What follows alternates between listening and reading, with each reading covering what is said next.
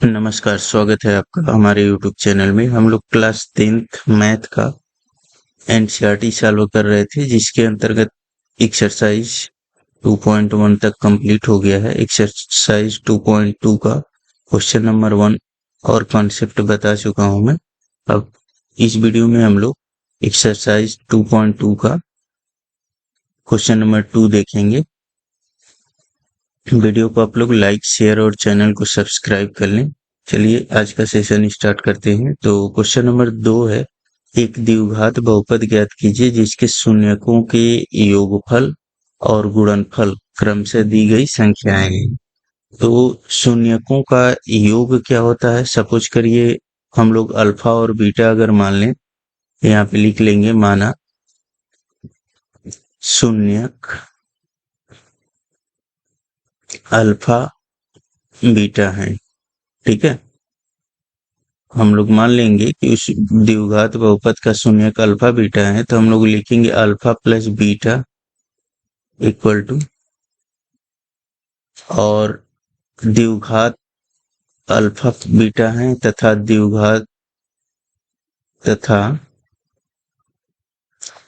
व द्विघात बहुपद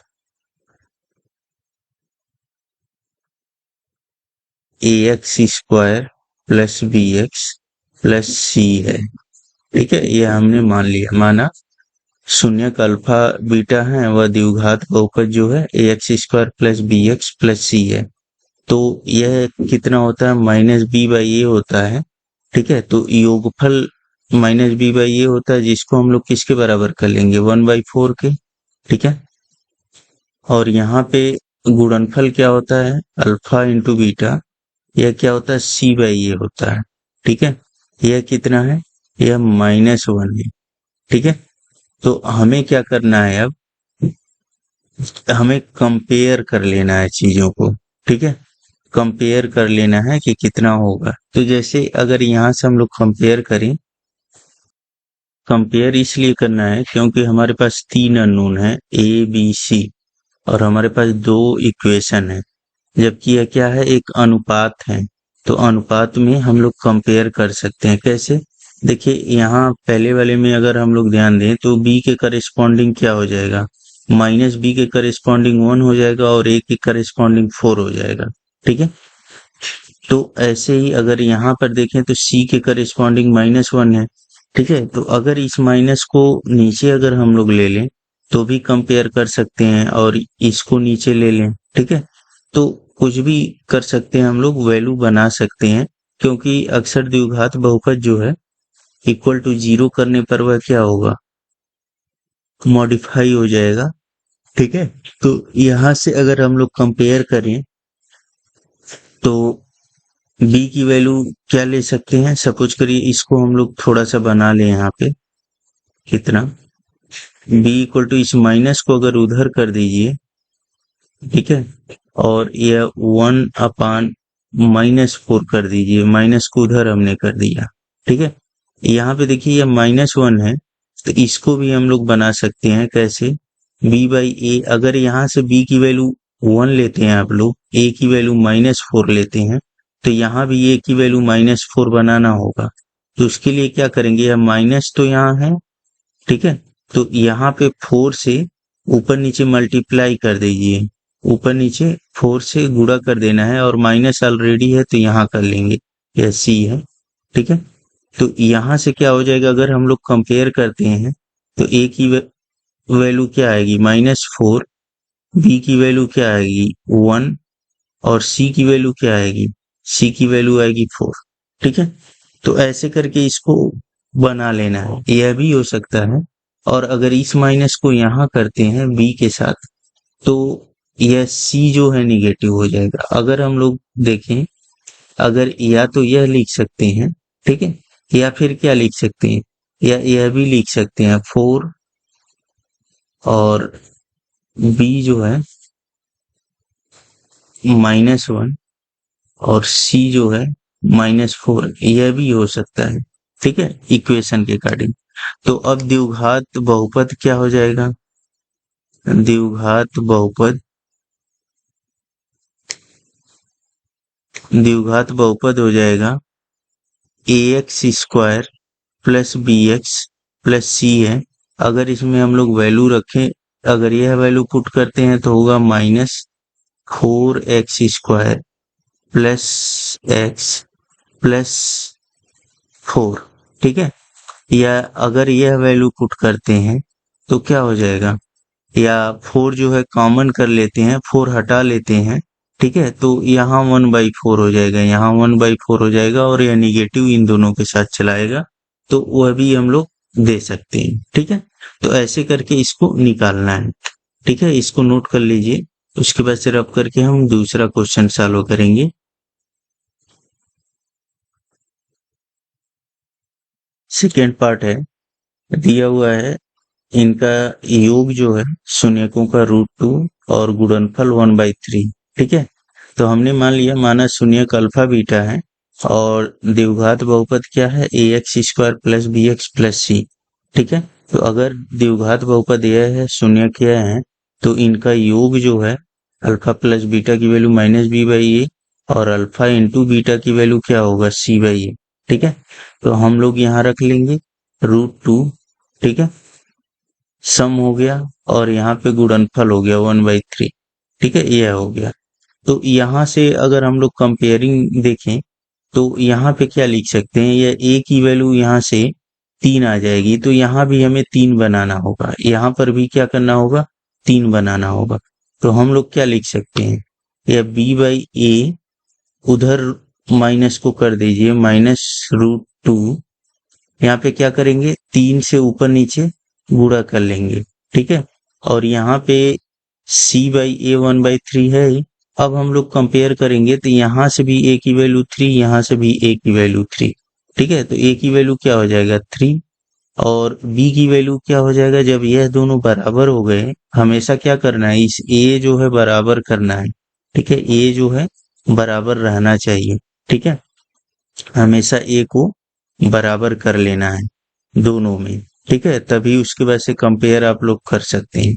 तो a की वैल्यू 3 हो गई, तो b की वैल्यू क्या हो जाएगी, जब भी हम लोग a की वैल्यू बराबर कर लेंगे तो जो भी निकल के आएगा वह b और c की वैल्यू हो जाएगा। ठीक है, c की वैल्यू क्या हो जाएगा 1। अब इक्वेशन क्या हो जाएगा, a की वैल्यू है 3x², b की वैल्यू रख दीजिए -3√2x प्लस c की वैल्यू 1, यही क्या हो जाएगा बहुपद। ठीक है, हमें क्या करना है, दोनों में a की वैल्यू बराबर करना है।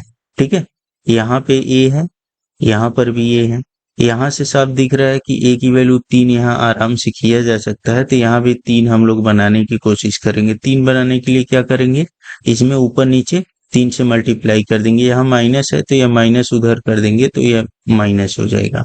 ठीक है, नेक्स्ट अगला क्वेश्चन देखते हैं हम लोग, सेम प्रोसेस है। ठीक है, माना शून्य अल्फा बीटा तथा बहुपद क्या है, बहुपद ax² plus bx plus c है। ठीक है, तो सिंपली क्या करना है हमें, alpha plus beta equal to -b/a होता है और alpha into beta equal to क्या होगा, c/a होगा। ठीक है, अगर हम लोग यहाँ पे वैल्यू पुट कर दें, यह सम दिया हुआ है 0 और यहाँ पे क्या दिया हुआ है √5। ठीक है, अगर यहाँ से हम लोग निकालें तो क्या लिख सकते हैं, b/a, 0 को उधर माइनस को उधर कर दें तो इसको लिख सकते हैं 0/1 और यहाँ पे क्या लिख सकते हैं, यहाँ से लिख सकते हैं c/a इक्वल टू √5/1। तो यहाँ से a इक्वल टू क्या आ जाएगा, यहाँ से a इक्वल टू आ जाएगा, यहाँ से a equal to 1, b equal to क्या आ जाएगा 0 आ जाएगा, b के करस्पॉन्डिंग क्या है 0, a के करस्पॉन्डिंग क्या है 1, c इक्वल टू क्या आ जाएगा √5। ठीक है, तो बहुपद क्या हो जाएगा, द्विघात बहुपद जो है वह है ax² plus bx plus c, इसमें वैल्यू पुट करेंगे तो a की वैल्यू है 1 पुट कर देंगे। b की वैल्यू है 0, तो यह 0x हो जाएगा प्लस √5, तो यहाँ से हो जाएगा एक्स स्क्वायर प्लस √5, यही क्या होगा, आंसर हो जाएगा। ठीक है, ऐसे ही इसको अगर हम लोग करें, इस वाले पार्ट को, ठीक है, इसको मैं रब कर दे रहा हूँ, मिटा दे रहा हूँ, इसको नोट कर लीजिए। नेक्स्ट जो है यह चौथा पार्ट है, यह तीसरा हो गया है, अब चौथा पार्ट हम लोग देखेंगे। चौथा पार्ट क्या दिया हुआ है उसमें, -1 और 1 दिया हुआ है इसमें चौथे पार्ट में। तो सम जो है 1 है और यह प्रोडक्ट भी 1 है, तो 1 1 लिख लेंगे। इसके बाद से क्या करेंगे, यहाँ से क्या बना लेंगे इसको, b/a इक्वल टू, यहाँ पे देखिए यह a में, इसमें तो निगेटिव का कोई जिक्र नहीं है, तो a को निगेटिव तो नहीं बनाएंगे, -1/1 लिख सकते हैं, क्योंकि यहाँ यह माइनस है, उस साइड कर सकते हैं। और यहाँ पे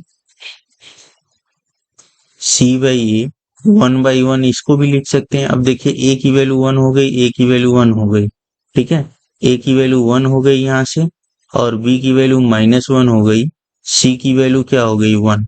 अभी यहाँ पे वैल्यू पुट कर देंगे, a की वैल्यू 1, b की वैल्यू -1 और c की वैल्यू 1, यही क्या हो जाएगा, आंसर हो जाएगा। ठीक है, इसको नोट कर लीजिए। फिर उसके बाद से अगला क्वेश्चन हम लोग देखते हैं। अगला है क्वेश्चन नंबर 5, -1/4 और 1/4 है यह, ठीक है, तो यहाँ लिख लेंगे -1/4 और यहाँ पे क्या हो जाएगा 1/4, ठीक है।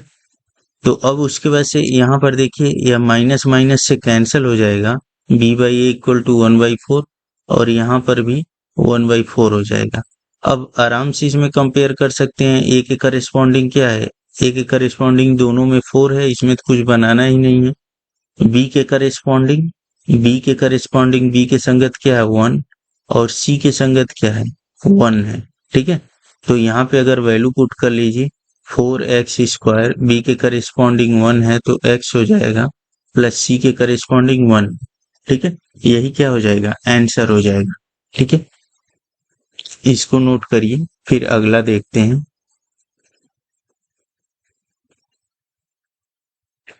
अगला है क्वेश्चन नंबर 6, 4,1, मतलब जो सम दिया हुआ है 4 दिया हुआ है और जो प्रोडक्ट दिया हुआ है वह क्या 1 दिया हुआ है।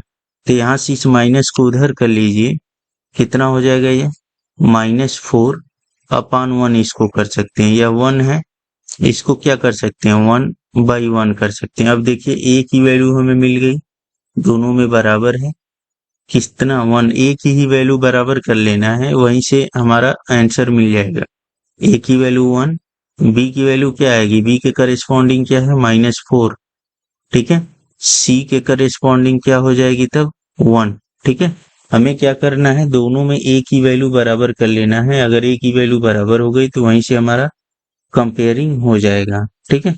तो अब वैल्यू पुट कर लीजिए, a की वैल्यू 1 यहाँ पे पुट करेंगे तो x², b की वैल्यू -4 पुट करेंगे तो -4x और प्लस c की वैल्यू 1, ठीक है, यही क्या हो जाएगा, हमारा आंसर हो जाएगा।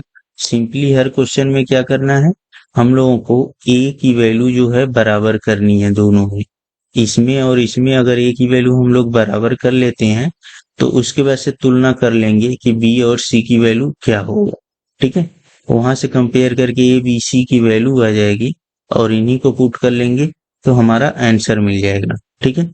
तो यह क्वेश्चन नंबर 2 का क्या था, टोटल यह 6 पार्ट थे इसमें, इसको हम लोगों ने इस वीडियो में सॉल्व किया है। वीडियो को आप लोग लाइक शेयर और चैनल को सब्सक्राइब कर लें।